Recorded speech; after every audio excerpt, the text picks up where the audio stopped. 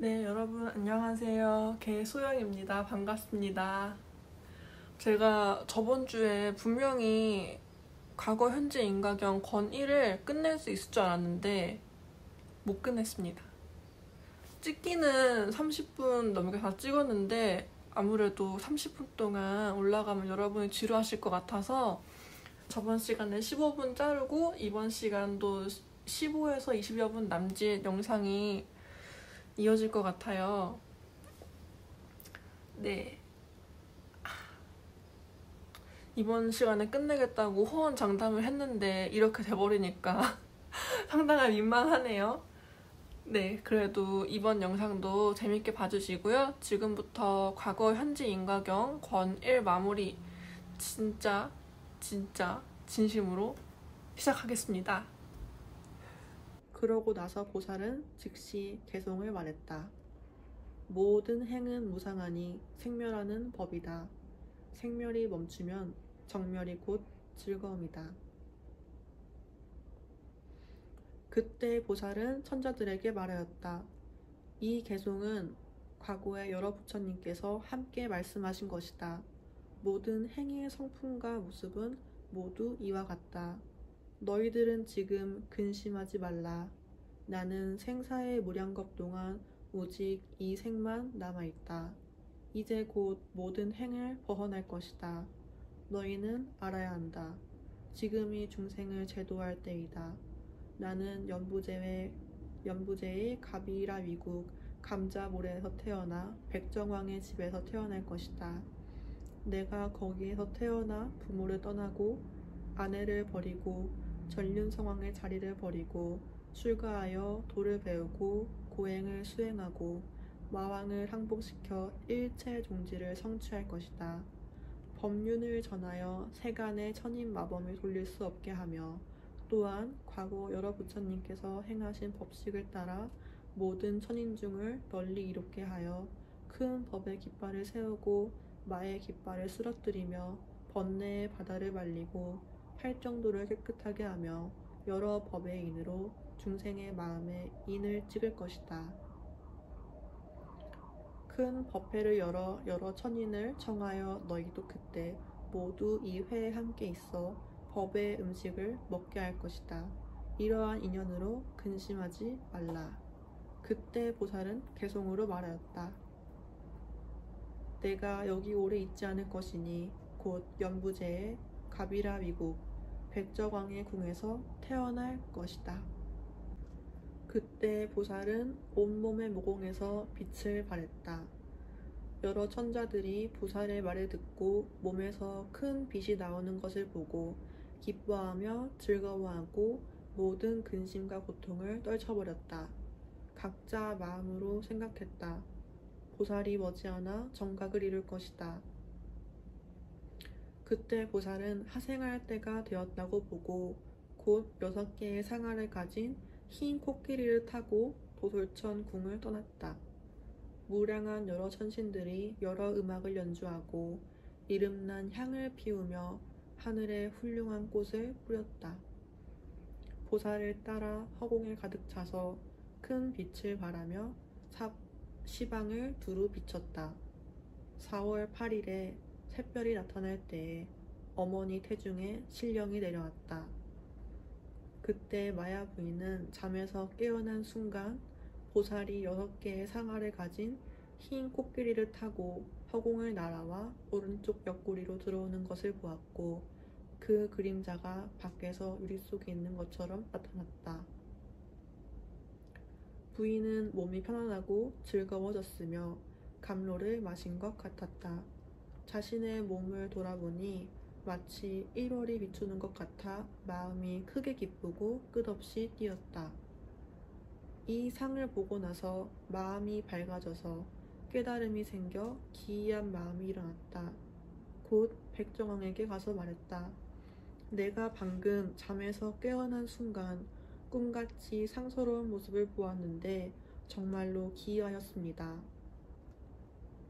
왕은 대답했다. 나도 방금 큰 빛을 보았고 또 그대의 얼굴이 평소와 다름을 느꼈소.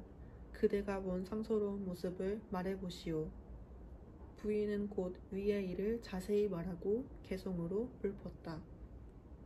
흰 코끼리를 탄 이를 보았소. 해와 달처럼 깨끗했소.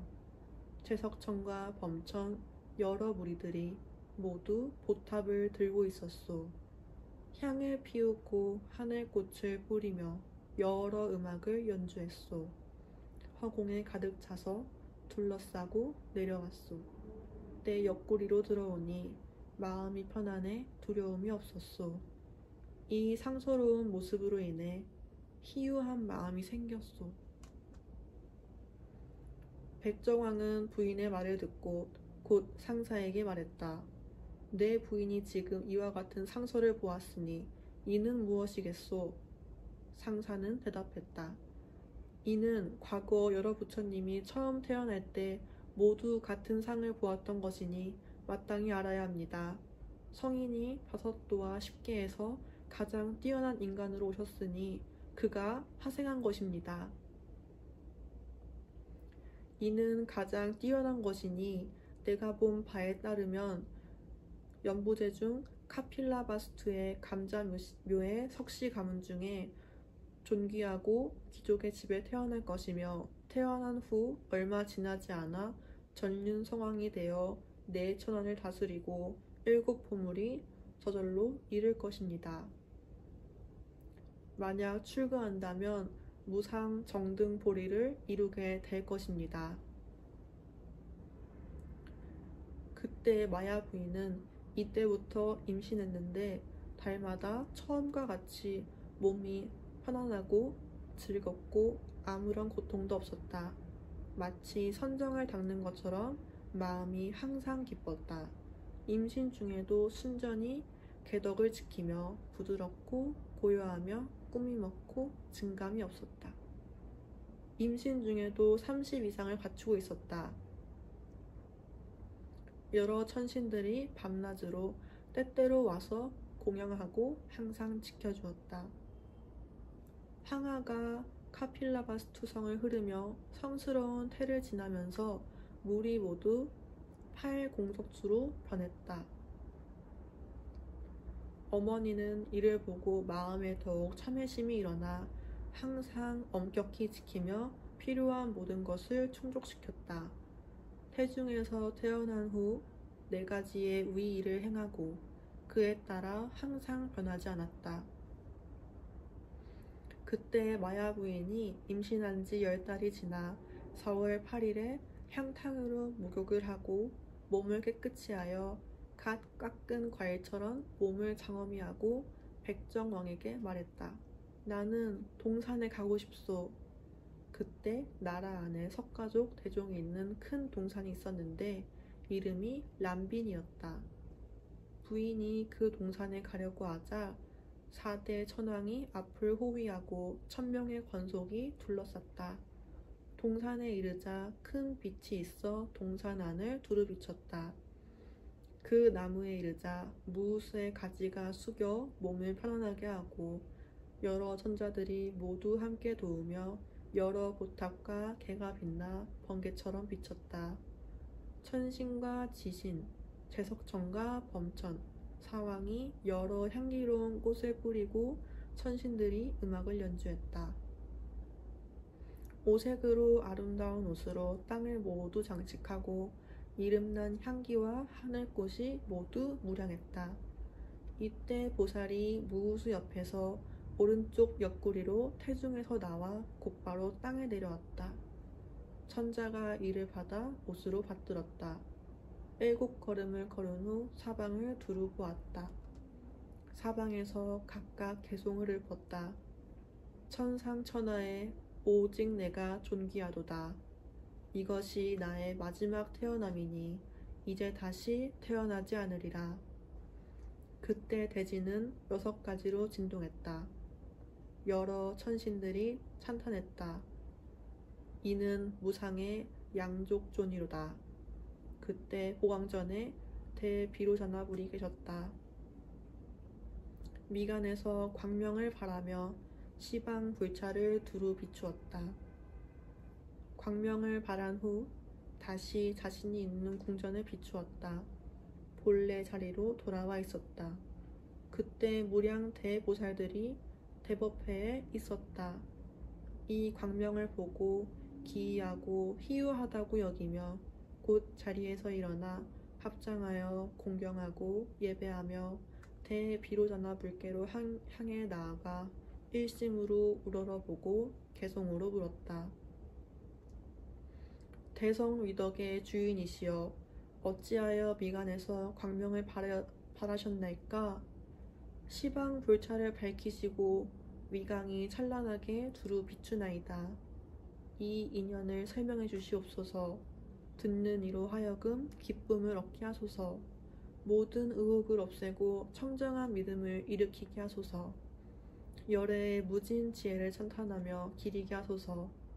그때 세종께서 여러 보살 마하살들에게 말씀하셨다. 내가 지금 이 회상에서 미래 세상에서 일어날 일을 말하리라. 너희들은 자세히 들으라. 잘 생각하라.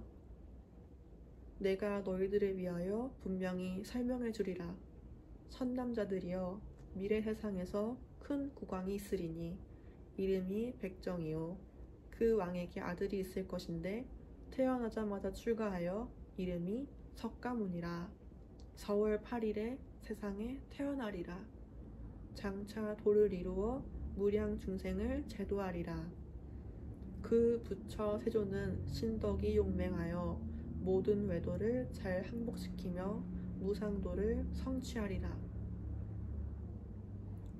그 부처의 신력은 막힘이 없어서 지혜가 광대하며 모든 고난을 두루 구제할 수 있으리라. 그러므로 내가 지금 이 광명을 발하나니 미래의 일을 나타내기 위함이라. 너희들은 자세히 들으라. 그때 여러 보살들은 부처님께서 말씀하신 것을 듣고 기뻐 뛰며 합장하고 물러났다. 그때 백정왕은 마야 부인이 아기를 낳은 후 7일 만에 세상을 떠난 것을 보고 슬피 울었다. 왕에게는 세 왕비가 있었으니 첫째는 마야이고 둘째는 금련이며 셋째는 비로이다. 그 부인들은 모두 슬피 울며 아기가 태어난 지 7일 만에 어머니가 죽었다는 말을 듣고 슬픔을 이기지 못했다. 그때 무왕은 여러 대신에게 말했다. 이 아이가 매우 기이하고 특별하여 장차 큰 성인이 될 상이로다. 이에 바라문 상사를 불러들여 그 상을 살펴보게 하였다. 상사가 보고 난 후 모두 기이하다고 말했다. 그때 나라에는 성인이 있었으니 이름이 아사타선이며 3세 인가를 통달한 이였다. 사람의 상을 잘 점쳤다. 왕은 그를 불러들여 아이의 상을 보게 하였다. 선인이 도착하자 아이의 상을 보고 말했다. 이 아이는 30 이상을 갖추었으니 장차 반드시 무상정각을 이룰 것이로다. 오래지 않아 부처가 되리라. 왕은 이 말을 듣고 마음이 매우 기뻐 큰 공양을 베풀었다.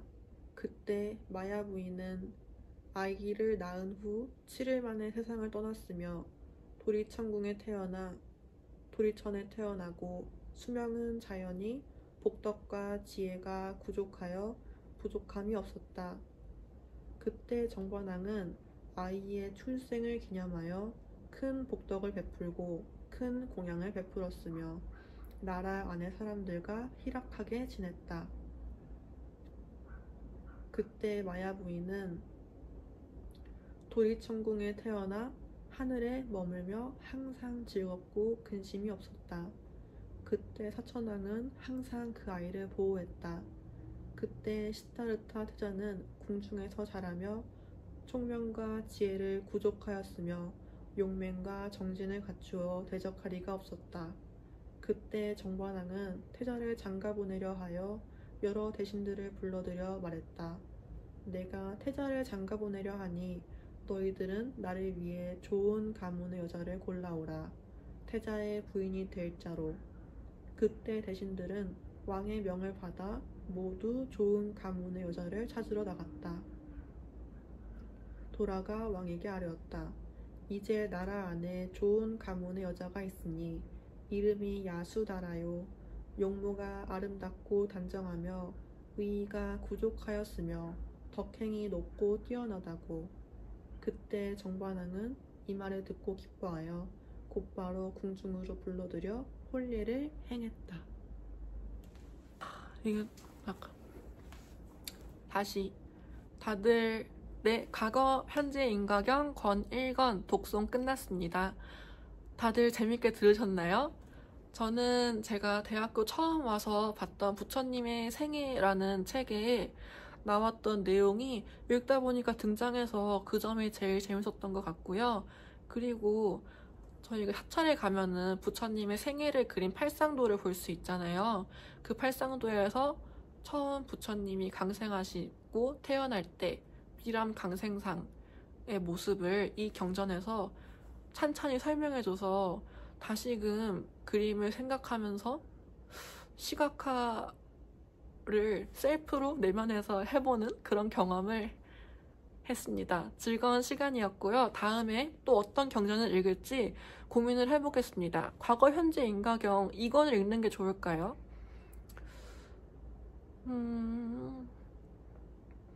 저는 겸보타품을 한번 제대로 보고 싶은데 한번 생각을 해보고 다음에 또 새로운 경전 낭독으로 돌아오겠습니다. 감사합니다. 좋아요와 댓글 그리고 구독까지 부탁드립니다. 안녕.